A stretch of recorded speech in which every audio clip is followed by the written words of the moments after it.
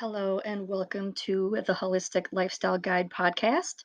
This is episode 9 on how to improve your mental and emotional health using altered states.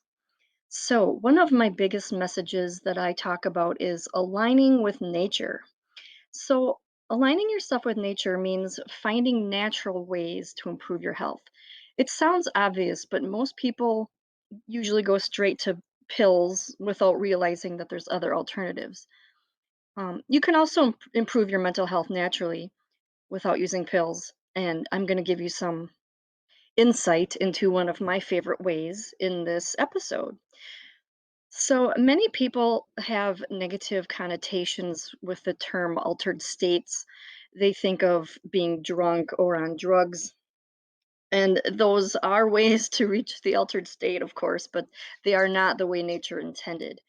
And I believe that living a holistic lifestyle is all about aligning with nature. Where there is a natural way to do something, it's usually the best way. So, of course, I am not going to advocate drinking or any type of drugs that will alter your mind to that extent.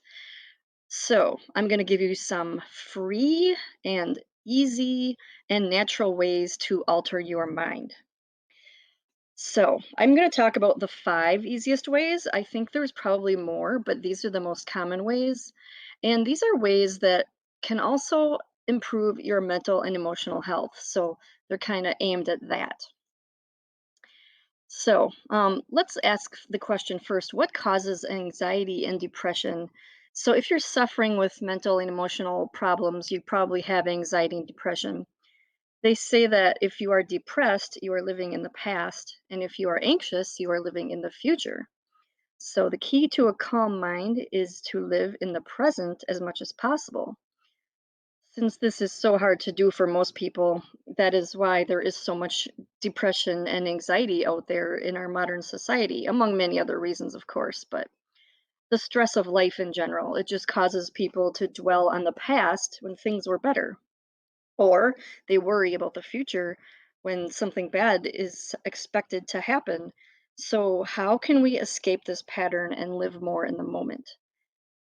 And then this is what brings me to altered states, because this is an amazing way to live in the moment. You might have heard of living in the flow. This is a similar state of mind. So, getting into an altered state is easier than you probably think. There are so many ways that just happen naturally without us even trying, and I'm going to go over a few of these in this episode. So, the first one I'm going to cover is steady drumming. You might have been at a drum circle once where maybe, it just kind of puts you into a trance and you didn't know why. Well, drumming is one of the most primal activities that humans have done since ever since learned how to make drums. You can get yourself a drum and do it yourself, but I suggest finding videos on YouTube, or if you can go to a drum circle in person, that's probably even better. Of course, if you want your privacy and you want to just do this in your living room, then I would totally suggest finding some videos on YouTube. There's so many good ones. This way, your hands are free and you can meditate while doing this, or you can dance however your body wants to express itself. So, during this trance state, the brain goes into alpha mode. This is an excellent time to give yourself affirmations or focus your intention on something that you want to manifest. It's because when your brain is in the alpha mode, it's receptive and it's not putting up arguments, like it's not fighting against the whatever you're trying to tell it to do. So steady drumming is a great thing to do whenever you want to access your higher mind, and you're not you don't want to be dragged down by your thoughts. Because when the steady drumming is happening, your thoughts kind of, they slow down. And that's what the alpha state is. When your brain is in alpha state, your brain waves are slower. And so that's what happens then. So the next way that I'm going to talk about is slow rhythmic breathing. This is another way to enter into an altered state. This is why this is so important to do when you are meditating, because slow breathing, it calms the vagus nerve, which regulates your heartbeat. I always feel an immediate sense of calm after breathing slowly. I always do this when I'm in bed. There's many different ways to breathe. If you research breath work, you'll find just tons and tons of breath exercises that you can do. You can also look up the vagus nerve and ways that you can stimulate that. And when I say stimulate, it doesn't mean that you are making yourself more stimulated. It means that you are activating the vagus nerve. And the vagus nerve, like I said, it regulates your heartbeat, it relaxes your muscles, it calms your whole body down. So it's just great all around.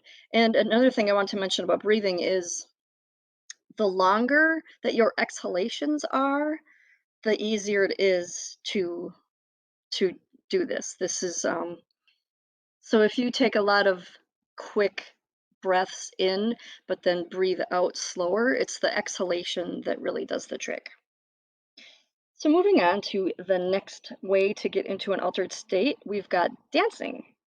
Dancing is probably my number one favorite thing to do for the body, mind, and the soul. Dancing is excellent for all three. So doing this often is one of the best things that you can do for your health overall. This works the best if the music holds a steady rhythm, but it's pretty beneficial no matter what music you listen to. And I prefer music that doesn't have lyrics when I'm doing it for this purpose. Um, well, I mean, I love to dance anyway. I mean, it's easy to sing and dance at the same time, but if your purpose is to calm your mind and you want something like the steady drumming example, you want something with a steady beat, and the lyrics might distract you. They might be, something you don't agree with. And you might have heard me say before that everything that you intake through your senses affects your physiological being. So even if you're listening to a song that's got a really good steady beat, it might have lyrics that don't jive with you. They might not, be something that you want to have going into your mind. So that's another reason why I prefer um, instrumental music. And that brings me to the next one, which is just music. This is a little bit different though because it's this one is just music and not specifically dancing. So, like I said, if it doesn't take you into an altered state, it's not really benefiting you the way that we're talking about in this podcast episode. We're really just trying to focus on mental and emotional health and getting into the alpha brain state. And that's not going to work if it's just regular music, or if you're just listening to it in the background. So the trick to this is that you need to immerse yourself in it and you need to give it your full attention. And you need to, it works a lot easier if you listen with headphones. You might have heard of this doctor. I'm going to forget his name now, but he specializes in music therapy. So he says every time you listen to one of his MP3s, you have to put on headphones. And you might have heard of binaural beats. Binaural beats are where one side has a specific vibration or tone or number of beats, and then the other side that's coming into your other ear has a different um, frequency. So they're both different. And what happens when you listen to that is your brain has to compensate for the difference, and so you're forming new neural pathways in between your in your brain, and that's very good. I mean, I'm not a doctor and I can't put it into better words than that, but Google brainwave entrainment or binaural beats. They're both very awesome. So I'm going to go back to music a little bit. I mean, I kind of got off track there, but I wanted to talk a little bit more about music and why this is so good for your brain. So the three elements of music are rhythm, harmony, and melody. So what is essential for meditative music is just rhythm and harmony, the beat and the main body of sound. Melody usually refers to the vocals or a single instrument that stands out above the rest. So, what we're looking for here is something rhythmic and calming, like ambient music or shamanic drumming, like I mentioned earlier. But you can also use different genres such as rock if the particular song has the right elements. Like I said, I like to avoid songs with lyrics because this distracts you from the movement of the song. You want to focus on the beat and the overall flow of the instruments. And this is why dancing is so good too, because you can wave your arms and move back and forth with it. Classical music works really good for some people. I don't like it for myself though, because it tends to be a little bit too erratic. But what really comes down to is if it works for you and if it's steady. I find songs work best if they flow, if they have a steady rhythm, if you can sway back and forth to it and you can like become one with it and not be doing anything else. It doesn't even have to be upbeat music. You can dance to slow music too, even music without a beat. You can just sway your arms as if you were directing the flow of air. Imagine the energy around you and imagine yourself interacting with it. That's pretty much how I am when I'm dancing. So, we're going to move on now to the last one, and that is meditation. So, basically, you are meditating when you're doing any of these things, but I wanted to put meditation on this list because it's so crucial for mental and emotional health. I mean, not much compares to it. If you can get your brain into, like I said, that flow state or, just regular meditation if you're good at meditation. If you're not good at meditation, there are many ways that you can meditate if you have trouble with the traditional way. You can try doing guided meditations. So, guided meditations are where you are listening to an MP3 or a video or whatever the audio is of someone literally speaking through to guide you through it. And YouTube is crammed full of those. I mean, I'm subscribed to many YouTube channels that have guided meditations and they just pump them out so much that I can't keep up. And that's just a few channels. So if you're looking for guided meditations, YouTube is your place. You don't have to pay for this stuff. This is free. And so, yeah, that's just a great place to look for that. And as well as brainwave entrainment or binaural beats, those are all over YouTube as well. Um, some other ways that you can meditate are just relaxing hobbies or relaxing activities like aromatherapy, because that's really good for relaxing.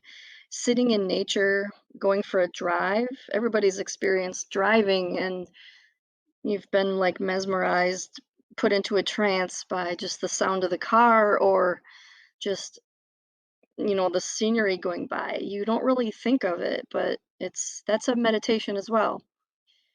So some other things that you can do to get into a meditative state are maybe getting a massage. That works really well. Taking a bubble bath. I just thought of another one that I like a lot, and I don't think I've ever mentioned this in anything that I've put out there, but if you've never heard of ASMR, you should check that out. ASMR stands for, let me see if I can remember what that's called. I'm gonna have to Google it right now because I'm forgetting it. Okay, it's Autonomous Sensory Meridian Response. So, if you check that out, you will learn what that is. That is basically where something triggers a sensation in your body, and it usually happens on your head, like in your scalp or your shoulders, and it can go to your whole entire body.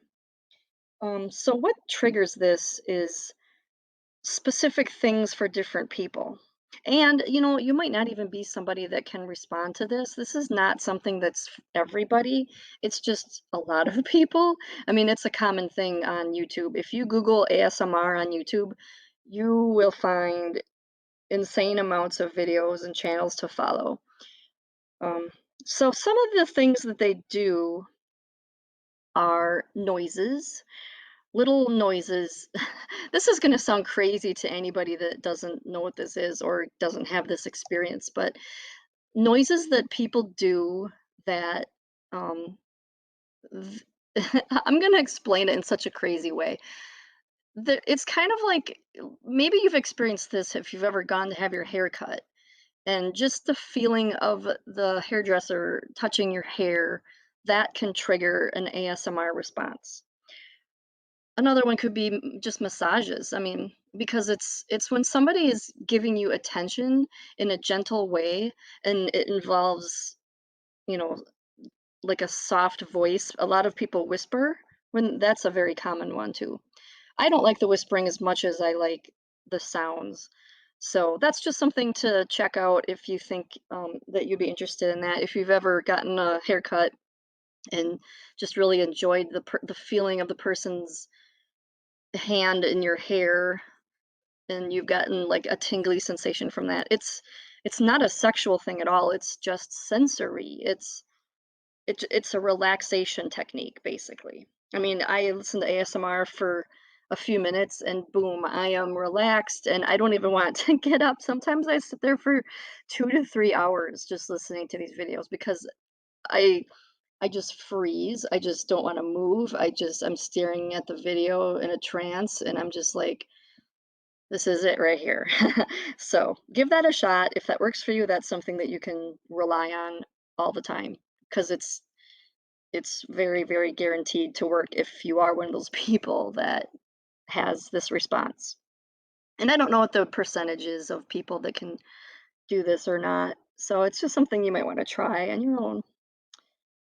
So I'm gonna close up this episode now. If you can work any or all of these suggestions into your daily life, your mind will overall be calmer. You'll begin to feel better mentally and emotionally. And I'll recap those real quick just so that you can remember. The first one was steady drumming. The second one was slow rhythmic breathing. The third one was dancing. The fourth one was music, preferably music without lyrics with a steady beat. And the last one was meditation. And I guess I can throw ASMR in there as well because that was one that I wasn't really thinking of that came to mind as I was recording this episode. So I hope you got some benefit out of this, and be sure to subscribe to this podcast. And if you're listening on YouTube, or I'm sorry, if you're listening on iTunes, you can rate this podcast. I think you're able to leave comments on there. I'm not quite sure. So yeah, be sure that you catch the next episode, and thank you so much for listening.